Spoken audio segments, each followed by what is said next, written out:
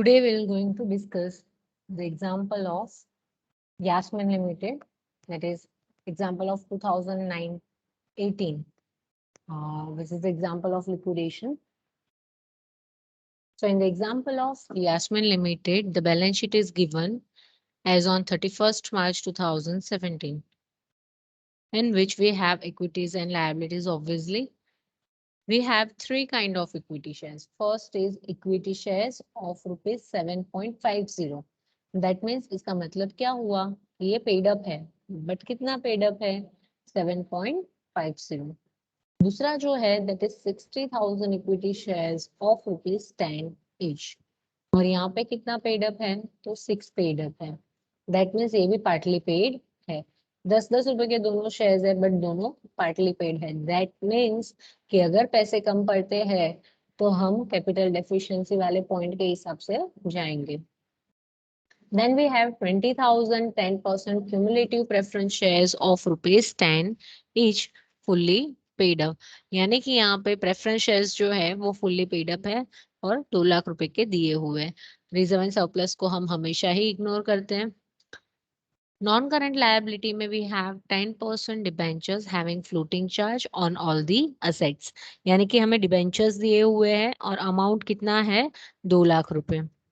Current liabilities जो है उसमें तुमको है शॉर्ट टर्म बोरोइंग्स, लोन है, यानी कि अभी के लिए हम इसको क्या बोलते हैं, सिक्योर क्रेडिटर्स भी मान सकते हैं. जैसे आगे डिटेल्स होगा उसके अकॉर्डिंगली हम देखेंगे. ट्रेड पेबल्स दिए हुए, ट्रेड पेबल्स यानी अनसिक्योर क्रेडिटर्स में अभी के लिए ये जाएगा. अनलेस कुछ नहीं बोला है, यानी नीचे डिटेल्स नहीं दिया है, हम उसे अनसिक्योर क्रेडिटर्स ही कंसिडर करेंगे. Interest accrued on debentures having a floating charge on all the assets. इसका मतलब ये हुआ, ये तुम्हारा आउटस्टैंडिंग इंटरेस्ट है 10,000 का, जो तुम्हारे डिबेंचर में प्लस होता है. Now next one, assets दिए, land and building, plant and machinery, furniture, inventories, trade receivable and cash and bank. ये पांचों का नीचे कुछ ना कुछ दिया होगा. कैश एंड बैंक 60,000 दिया है, वो हम डायरेक्टली अपने स्टेटमेंट में लिख देंगे. On that date, the company went into voluntary liquidation. उस दिन कंपनी voluntary liquidation में गया. ठीक है. The dividend on यानी सेम डे, जिस दिन ये बैलेंस शीट एंड हो रहा है उसी दिन. The dividend on preference shares were in arrears for the last 2 years. यानी कि ये जो डिविडेंड है, यानी ये जो प्रेफरेंस शेयर्स है उस पे 2 साल का डिविडेंड है, वो एरियर्स है. अब हमें पता है कि जब भी प्रेफरेंस को पैसे देने के बाद, यानी ये 2 लाख अगर जब भी हम रिटर्न करेंगे फिर पैसे बचते हैं, तो इक्विटी को देने के पहले हम डिविडेंड का एरियर्स कंप्लीट करते हैं, यानी उनको हम जो है रिपे कर देते हैं सारे के सारे पैसे. Loan was on mortgage for land and building. अब यहाँ पे हो गया क्लियर कि भाई ये लोन अनसिक्योर नहीं है, ये सिक्योर्ड लोन है. क्यों? क्योंकि हमें यहाँ पे बोल दिया है कि इसको किस पे मॉर्गेज रखा था? लैंड एंड बिल्डिंग पे मॉर्गेज रखा था. दैट मीन्स कि भाई अपने जो लोन है उसको हम सबसे पहले सिक्योर क्रेडिटर्स के अकॉर्डिंगली कंसिडर करेंगे. The assets realized were as under. Assets realized तुमको कुछ इस तरीके से दिया हुआ है. Land and building 3,40,000, plant and machinery 2,90,000, furniture 70,000, inventories 1,20,000, trade receivables 1,60,000. तो ये तुमको 5 के 5 जो हमने यहाँ पे देखे थे assets, वो पांचों का क्या दिया हुआ है हमें?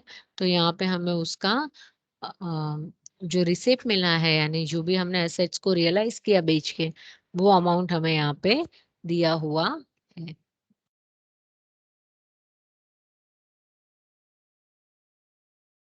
नेक्स्ट है तुम्हें interest accrued on loan on mortgage of buildings up to the date of payment amounted to rupees 10,000. बड़ी सिंपल सी चीज है कि तुमने जो भी लोन लिया था, ठीक है, बिल्डिंग के ऊपर या लैंड एंड बिल्डिंग के ऊपर, उस पे 10,000 का इंटरेस्ट लग गया है. अब वो जो इंटरेस्ट है वो भी किस में ऐड हो जाएगा? लोन में ही ऐड होगा.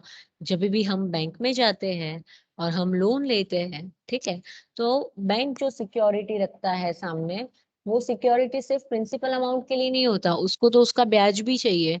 तो वो सिक्योरिटी अगर वो कंसिडर करेगा, अगर आप बैंक में जाते हो तो वो उसका रीपेड अमाउंट से ज्यादा का, यानी कि अगर तुमने 50 लाख का या 20 लाख का लोन, 50 लाख का लोन लिया है, तो तुम्हारा असेट जो होगा वो 70-80 लैक्स का होगा, क्योंकि साथ में वो अपना इंटरेस्ट भी जोड़ देता है। ठीक है, कि इतना मेरा इंटरेस्ट का वैल्यू होगा, असेट का वैल्यू अप डाउन हो सकता है, इसलिए ये 10,000 भी किस में ऐड होते हैं बेटा, हमेशा ही जो सिक्योरिटी वाला लोन है उसमें ऐड हो जाएगा। ठीक है, यानी उसका ओरिजिनल लोन के साथ ऐड हो जाएगा। The expense of liquidation was ₹4,600। Expenses जो है लोन के वो कितने हैं, सॉरी एक्सपेंसेस जो है लिक्विडेशन के वो कितने हैं, 4,600 है, जो हम डायरेक्टली लिख देंगे सिक्योर क्रेडिटर्स के बाद या वर्कमेंट्स ड्यू के बाद। वर्कमेंट्स ड्यू है नहीं यहाँ, यानी सिक्योर क्रेडिटर्स के बाद लिखेंगे। The liquidator is entitled to a remuneration of 3% on the assets realized, except cash and bank.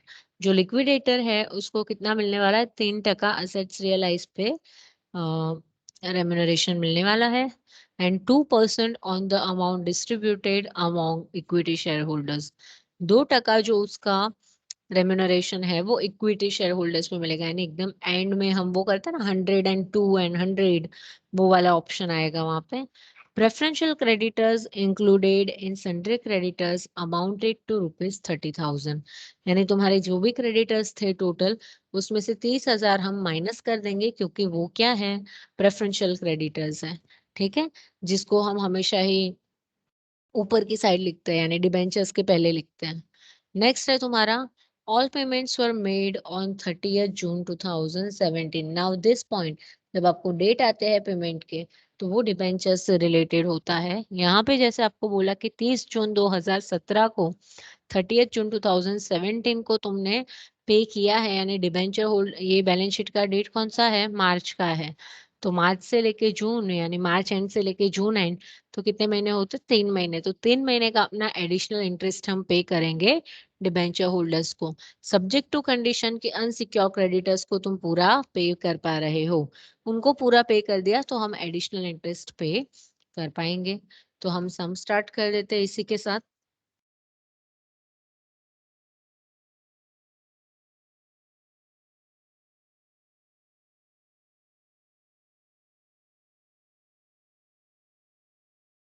Yasmin दिया हुआ है यहाँ पे, हमने ऊपर लिख दिया है 2018 का स्टेटमेंट है अपना। टू असेट्स रियलाइज्ड, तो सबसे पहला पॉइंट हम हमेशा ही क्या लिखते हैं, cash and bank and assets realise का वैल्यू यहाँ पे अगर अपना आता है, ओके, 60,000 हम सीधा का सीधा ले लेंगे। ठीक है, बैंक का वैल्यू हमें डायरेक्ट दे देते हैं। बाकी जो है तुम्हारा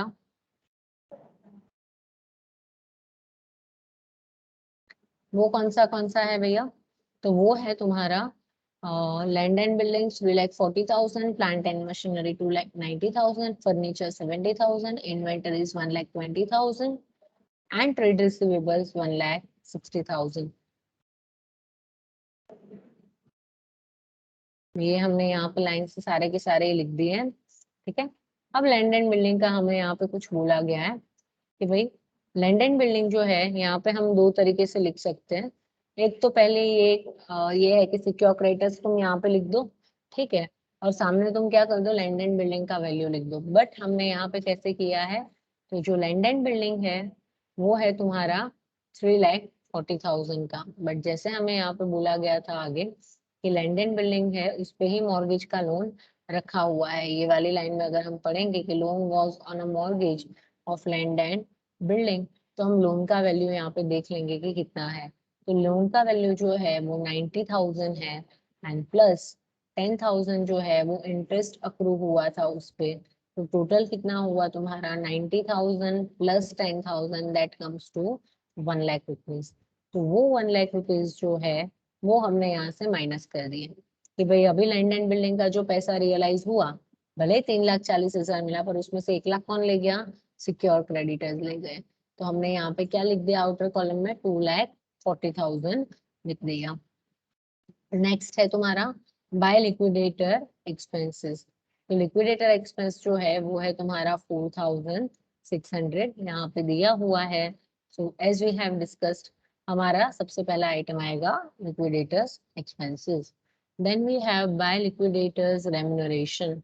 अभी जो लिक्विडेटर का रेम्यूनरेशन है 3% जो है वो तुम्हारा एसेट्स रियलाइज पे है, जैसे यहाँ पे बोला हुआ है, एंड 2% जो है वो amount distributed to equity shareholders पे है।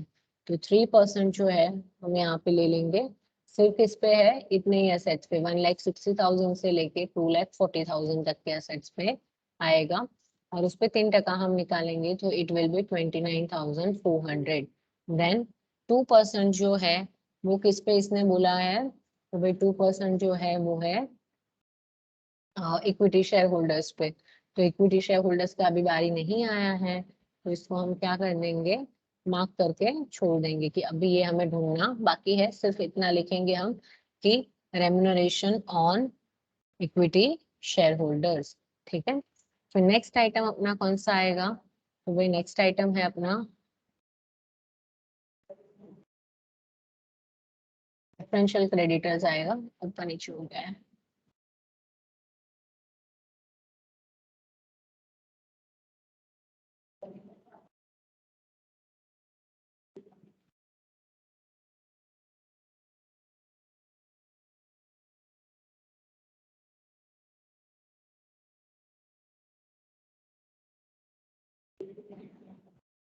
ठीक है, नेक्स्ट आइटम हमेशा ही हमारा क्या आता है, बाय प्रेफरेंशियल क्रेडिटर्स। तो we have written preferential creditors कहाँ से मिला, तो डायरेक्ट हमें अमाउंट दे दिया है कि भाई प्रेफरेंशियल क्रेडिटर्स ₹30,000 जो सेंट्रल क्रेडिटर्स में इंक्लूडेड है, यानी प्रेफरेंशियल क्रेडिटर्स तुम्हारे कितने हुए, 30,000 हुए। तो ये 30,000 हमने डायरेक्टली यहाँ पे लिख दिया। Now we have debenture holders. By 10% debentures, value कहाँ से मिलेगा हमें, क्वेश्चन में से मिलेगा। यहाँ पे 10% debentures having a floating charge on all the assets. तो 2 लाख रुपीज हम यहाँ पे लिख रहे हैं, तो यहाँ पे हमने 2 लाख लिख दिया। फिर नेक्स्ट है तुम्हारा इंटरेस्ट ऑन डिबेंचर्स, जो यहाँ पे तुमको अलग से दिया हुआ है कि इतना इंटरेस्ट तुम्हारा अक्रू हो गया है या आउटस्टैंडिंग है, तो that 10,000 will going to write down way off. तो वो 10% डिबेंचर्स में ये interest on accrued debentures plus होगा। फिर हमने लास्ट में क्या देखा था कि एक डेट दिया हुआ था कि सबको पेमेंट 30 जून को किया है। All payments were made on 30th जून 2017। तो इसका मतलब क्या हुआ, एडिशनल इंटरेस्ट भी हम देंगे, but wait a minute, additional interest हम अभी नहीं देंगे। एक ही रीजन है कि हम देखेंगे कि भाई पीछे अनसिक्योर को पे करने के लिए पैसे बचते हैं या नहीं बचते हैं। अगर उसको पे करने के बाद पैसे बचेंगे तो ही हम क्या करेंगे, एडिशनल इंटरेस्ट देंगे। ठीक है, तो नेक्स्ट अगर हम आ जाते हैं तो वो है अनसिक्योर्ड क्रेडिटर्स पे। अनसिक्योर्ड क्रेडिटर्स कितने दिए हुए हैं, तो सिंपली हम बैलेंस शीट में वापस चले जाएंगे। ठीक है, बैलेंस शीट में अगर हम देखें तो ये तो लोन जो था वो सिक्योर क्रेडिटर्स था, तो ऑब्वियसली ट्रेड पेबल्स है वो क्या हो गए, तुम्हारे अनसिक्योर्ड क्रेडिटर्स हो गए। अब ये अनसिक्योर्ड क्रेडिटर्स 4 lakhs के हैं, तो हम डायरेक्टली 4 lakhs लिख देते अगर कोई एडजस्टमेंट नहीं होता इसमें तो।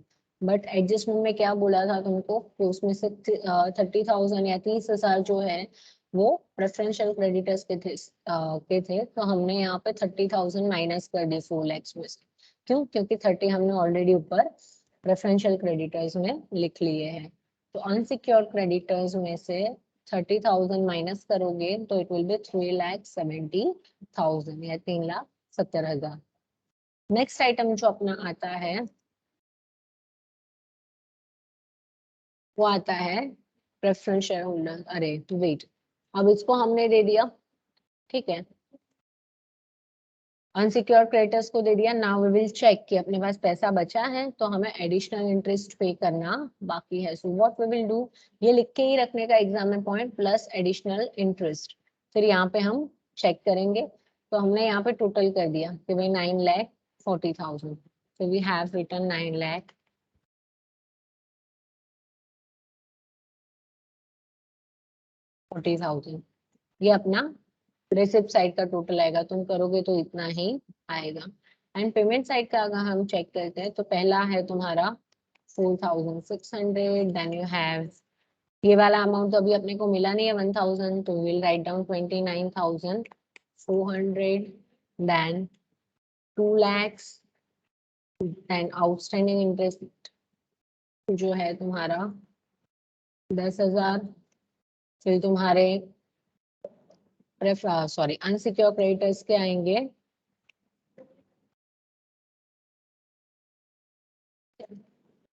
70,000। तो इतना पैसा अपना यहाँ पे आता है। तो सिंपली हम यहाँ पे क्या करेंगे, एक फॉर्मूला रख देंगे, पेमेंट का टोटल है और ये अपना रिसिप्ट है, रिसिप्ट माइनस पेमेंट करेंगे। इसकी जरूरत नहीं क्योंकि यहाँ पे यही आइटम है। रिसिप्ट माइनस पेमेंट करेंगे तो ये माइनस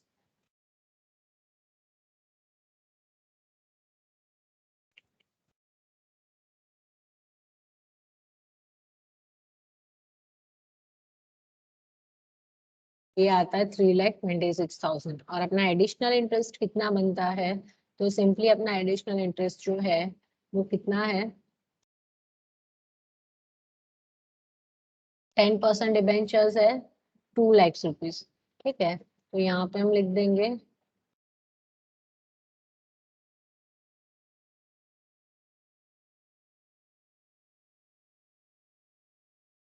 20,000 आया, बट हमें कितने महीने का सिर्फ पे करना है, 3 महीने का, इसलिए multiply by 3 divide by 12। So now we have 5,000 rupees, that is your additional interest and we can pay it, so we have written over here। और फिर टोटल हम क्या करेंगे बेटा, तो टोटल जो है वो हम आउटर कॉलम में लिख देंगे।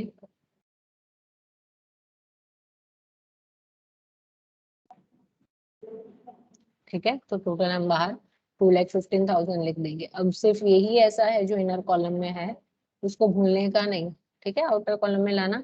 अब नेक्स्ट आइटम जो अपना है that is reference share capital. अब हमने इसको भी पे कर दिया, यानी 5,000 हमने और डाल दिए। तो अब कितना बचा है अपना, या इस 5,000 को यहाँ पे नहीं लिखते, ये 10,000 को ही हम क्या कर देते हैं, 15,000 कर देते हैं। तो चलो छुट्टू छुट्टू रखे अपने, ये 5,000 हमने यहाँ पे लिख दिया। तो ये एडिशनल इंटरेस्ट और पे कर दिया। तो अब तुम्हारे पास कितना पैसा बचा है, इसको हम थोड़ा सा रेड कर देते हैं ताकि अपने को पता चले कि हाँ भाई इतना हमें ध्यान रखना है। तो अभी स्टिल वी हैव 3,21,000। तो what we are going to write down the next item. तो प्रेफरेंस शेयर्स कितने के हैं, 2 लाख के, so we have written 2 lakh rupees. और हमने एंड में एक पॉइंट देखा था, the dividends on preference shares were in arrears for last 2 years। Dividend जो था प्रेफरेंस शेयर्स पे वो 2 साल का क्या था, एरियर्स में था, यानी 2 साल का डिविडेंड अब तक हमने दिया नहीं है। तो 2 लाख रुपीज जो है, अगर तुम्हारा 10% अगर निकालते हो, उसका एक जीरो निकाल दोगे तो इट विल बी 20,000। जिनको नहीं समझ में आता हम इस पे कर देते हैं कि भाई 2 लाख का 10% कितना आया, तो दैट इज 20,000। और 2 साल का बाकी है, इसलिए हमने क्या कर दिया, मल्टीप्लाई बाय 2। तो 40,000 का तुम्हारा बाकी है प्रेफरेंस डिविडेंड। अब यहाँ पे भी हम लिख देंगे 2 लाख हमने प्रेफरेंस को दिए और 40,000 हमने डिविडेंड को दे दिया। तो 20 और 40, तो यहाँ पे हमने लिख दिया ये तुम्हारा जो है, सॉरी 2 लाख और 40,000, तो 2,40,000 जो है वो भी अपना यहाँ पे आ गया। ठीक है, अब नेक्स्ट अपना जो आइटम है वो चलेगा कुछ इस तरीके से कि भाई अपना अब कितना पैसा बचता है। तो हम यहाँ पे सिंपली देख लेते हैं कि अपना सारा ही फिगर्स हमने सही लिखा है, कोई रह नहीं गया। 9,40,000 आ गया, 4,600 आ गया, फिर 29,400 आ गया, फिर नेक्स्ट है अपना 30,000। 30,000 बाकी है लिखना, प्रेफरेंशियल क्रेडिटर्स। 30,000 हमने प्रेफरेंशियल क्रेडिटर्स के लिख दिए। फिर 2,15,000 यानी 2,10,000 और 5,000 भी हमने लिख दिया है। फिर अनसिक्योर क्रेडिटर्स के 3,70,000 आ गए। अब भी हमने 2,40,000 भी लिख दिए हैं। अब हम देखेंगे हमें कौन सा देना बाकी है। तो वी नो दैट कि लास्ट हम इक्विटी शेयर होल्डर्स को पे करते हैं। तो इक्विटी शेयर होल्डर्स को हमें कितना रीपे करना है, 1,50,000 एंड 3,60,000, यानी टोटल हमें इसको अराउंड 5,10,000 जितना पे करना है, बट अपने पास पैसा कितना बचा हुआ है, तो अपने पास पैसा जो है वो है सिर्फ और सिर्फ ये रेड जो दिख रहा है 51,000। रिसिप्ट माइनस पेमेंट करोगे तो मिल जाएगा, जैसे हमने यहाँ पे किया हुआ है। ठीक है, तो हमने यहाँ पे 51,000 बचाए हैं। तो ये 51,000 जो है उसमें क्या इंक्लूडेड है, तो क्वेश्चन में हमें बोला गया था कि भाई 2% on the amount distributed amount equity share holders. जो इक्विटी शेयर होल्डर्स है उनको उसमें से हमने 2% क्या दिया था, तो जो रेम्यूनरेशन है उसका 2% हमने लिक्विडेटर को दे दिया है। तो ऑब्वियस सी चीज है, ये जो 50,000 है तुम्हारे, सॉरी 51,000 जो है वो, उसमें दो चीजें इंक्लूडेड है। एक तो तुम्हारा इक्विटी का और एक जो है तुम्हारा रेम्यूनरेशन। ठीक है, यानी इक्विटी अगर तुम्हारा 100 होगा तो रेम्यूनरेशन ये 100 पे कितना होगा, 2। तो इसमें दोनों इंक्लूडेड है, यानी ये कितना हुआ 102। तो हम इसको क्रॉस मल्टीप्लाई करेंगे कि अगर 102 इज इक्वल टू 51,000 तो फिर 100 is equal to how much, तो simply 100 multiply by 51,000 divide by 102, तो 50,000। यानी 100 50,000 है, और दो का भी अलग से करोगे तो यहाँ पे दो लिख दोगे तो तुमको रेम्यूनरेशन मिल जाएगा। तो सिंपली तुमको जो लिखना है वो तुम लिख सकते हो। तो भाई 50,000 इक्विटी को देना है हमने, और 2 रुपए सॉरी 1,000 रुपए जो है वो हमें लिक्विडेटर को देना है। तो 1,000 तो मिल गए, तो हमने यहाँ पे 1,000 को क्या कर देना है, यानी हाईलाइट निकाल देना है, और टोटल में तुम आउटर कॉलम में इसको लिख सकते हो। तो यहाँ पे हमने लिख दिया 1,000 रुपीज लिक्विडेटर को पे किया, यानी जो 50,000 तुम्हारे बचते हैं वो 50,000 किसके हुए तुम्हारे, सीधे के सीधे इक्विटी के हुए। बट अब इक्विटी को तो हमें पे करना है 5,10,000, और अपने पास सिर्फ बचे हैं 50,000। Now what we will do, तो सिंपली हम जो कैपिटल एफिशिएंसी का पॉइंट करते हैं, तो उसी मेथड से जाना, कोई शॉर्टकट करने की जरूरत नहीं है। तो सिंपल हम सबसे पहला पॉइंट क्या करते हैं, सरप्लस ढूंढते हैं कि कितना पैसा बचा है। तो हमने अब भी ढूंढा कि अपने पास 50,000 बचा है, 51,000 में से 1,000 गया, so we have only 50,000 rupees. Amount payable जो है वहां पे हम आ जाते हैं। तो अमाउंट हमें कितना पे करना है, 5,10,000। हमने देख लिया कि दोनों इक्विटी का टोटल करते हैं तो कितना आता है। तो फिर तुम्हारा डेफिशिएंसी कितना आया, तो तुम्हारा डेफिशिएंसी जो है जितना कम पड़ रहा है वो तुम्हारा क्या हुआ, डेफिशिएंसी। 5,10,000 देना है बट 50,000 ही है, तो कितने कम पड़ रहे हैं, 4,60,000। तो that is known as deficiency. तो इस डेफिशिएंसी को हम क्या करेंगे, दोनों में डिस्ट्रीब्यूट कर देंगे। अभी के लिए मैंने सिर्फ नाम ए बी दिया है ताकि तुम समझ पाओ, फर्स्ट वाले का नाम ए एंड सेकेंड वाले का नाम बी। तो यहाँ पे अगर हम देखेंगे, यहाँ पे अगर हम देखेंगे तो फर्स्ट वाला जो है उसके कितने शेयर्स है, 20,000, और दूसरे वाले के कितने शेयर्स है, 60,000। सो सिंपली हमने क्या कर दिया, उसी रेशियो में लिख दिया है यहाँ पे। ठीक है, कि भाई 10,000 20,000 एंड 60,000 शेयर्स है, रेशियो निकाला है और कुछ नहीं किया है हमने। ये सिंपली क्या कर दिया, 20,000 एंड तुम्हारा 60,000 है। तो हमने क्या कर देना है, दोनों के ही पीछे के सारे जीरो निकाल देने हैं। तो ये अपना सिंपल रेशियो आ जाएगा। तुम नहीं करोगे ऐसा तो भी तुम डायरेक्ट भी अमाउंट ले सकते हो, 20,000 60,000 डिवाइड बाय 80,000। फिर इसको मैंने और आधा और छोटा कर दिया कि भाई टू को कितने से मल्टीप्लाई करेंगे तो 6 आएगा, तो 1 यहाँ पे हो जाएगा, और यहाँ पे 3, यानी 3 मल्टीप्लाई बाय 2 करोगे तुम, तो तुम्हारा क्या आ जाएगा, ये रेशियो बैठ जाएगा। So we have simply done it. तो 1:3 तुम्हारा रेशियो आ जाता है। तो हमने 2,000 एंड 6,000 के बदले 1:3 ले लिया। तो एक शेयर जो है वो ए का है, और दूसरा शेयर जो है यानी 3 वाला वो बी का है। तो 1/4 एंड 3/4 का रेशियो आएगा, क्योंकि इसका टोटल 4 होता है, इसलिए डिनोमिनेटर में 4 चला जाता है। तो 1/4 एंड 3/4। तो सिंपली हम क्या करेंगे, जो डेफिशिएंसी है वो डेफिशिएंसी को हम इससे मल्टीप्लाई कर देंगे। तो यहाँ पे हमने लिख देना है ए का 4,60,000 मल्टीप्लाई बाय 1/4 एंड बी का 4,60,000 मल्टीप्लाई बाय 3/4। तो ये करने के बाद हमें क्या मिल जाएगा, इंडिविजुअल डेफिशिएंसी मिल जाएगी कि ए की 1,15,000 है एंड बी की 3,45,000 है। अब अमाउंट टू बी कॉल्ड और पेड अप जो है अकॉर्डिंग टू शेयर कैपिटल वो हमें दिया हुआ है। तो ए का जो है वो है 1,50,000 माइनस 1,15,000। क्यों ऐसा किया, तो हम हमेशा ही क्या करते हैं, जितना उसका पेड अप है उसमें से डेफिशिएंसी माइनस करते हैं। तो दोनों का ही पेड अप हम देख लेते हैं। पहले वाले का 1,50,000 है और डेफिशिएंसी आई 1,15,000। तो तुम्हारा कितना आया यहाँ पे अमाउंट टू बी कॉल्ड और पेड, 35,000। क्योंकि ये पॉजिटिव है नेगेटिव नहीं है तो उसको हम पेमेंट साइड पे लिखेंगे। और बी का कितना आया, 3,60,000 उसको देना चाहिए बट डेफिशिएंसी है 3,45,000 की, तो हम कितना देंगे, 15,000। क्योंकि ये भी पॉजिटिव है इसलिए हम इसको भी देंगे। तो दोनों ही तुम्हारे पॉजिटिव ही आएंगे क्योंकि इक्विटी के लिए पैसे बच रहे हैं। तो दोनों को ही हम क्या करेंगे, ये रेशियो में दे देंगे, ए को 35,000 एंड बी को 15,000। So you will get total 50,000। तो यहाँ पे तुम्हारा टोटल जो है वो तो टैली होने ही वाला है, तुम गलत करोगे तो भी, बट ये रेशियो में तुम्हारा कैपिटल डेफिशिएंसी जो है वो डिस्ट्रीब्यूट करने के बाद इतना ही तुम रिपे कर पाओगे। तो यहाँ पे अपना ये यास्मीन वाला एग्जाम्पल खत्म होता है।